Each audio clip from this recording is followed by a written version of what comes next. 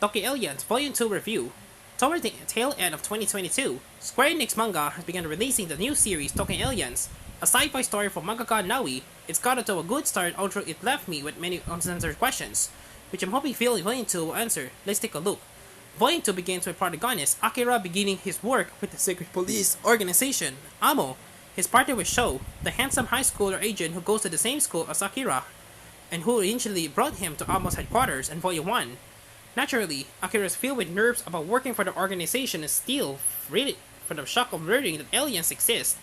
When being led to one of the secret access tunnels to Amo, Akira gets separated from Sho and ends up running into a mysterious girl who pretends to be an Amo agent but runs off after being confronted by Sho, although she does steal Akira's ID card in the process.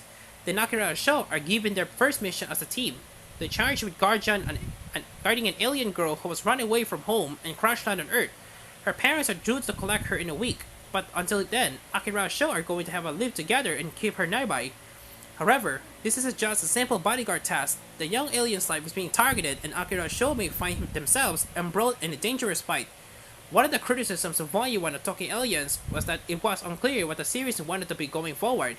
Unfortunately, I think it's still a problem now, since we don't even get into the first mission until the back half of the book.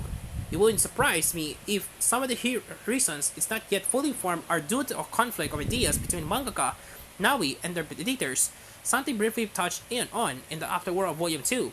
Naui talks about having wanted to write a story about supernatural beings having heartwarming interactions with humans and hoped to not include action scenes this time.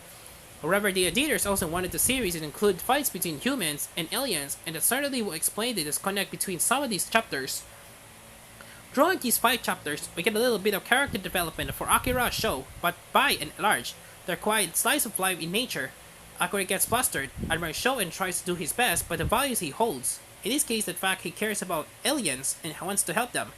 This definitely collides with the seriousness we see when Akira is on a case for Amo.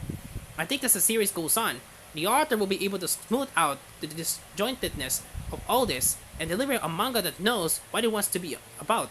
But this is a rough beginning for anyone who doesn't want to commit to staying with the manga long enough to see it drawn to that point.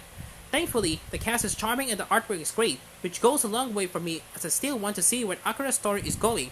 As previously mentioned, Tokyo Aliens Volume 2 comes to the West thanks to Square Enix manga and continue to be translated by Andrea McKnight. The translation reads well, no issues to note. Volume 3 series currently scheduled for English release in May. Overall, Tokyo Aliens Volume 2 has yet to resolve the issues from Volume 1. It's unfortunately still quite disjointed and is going to lead it to losing readers.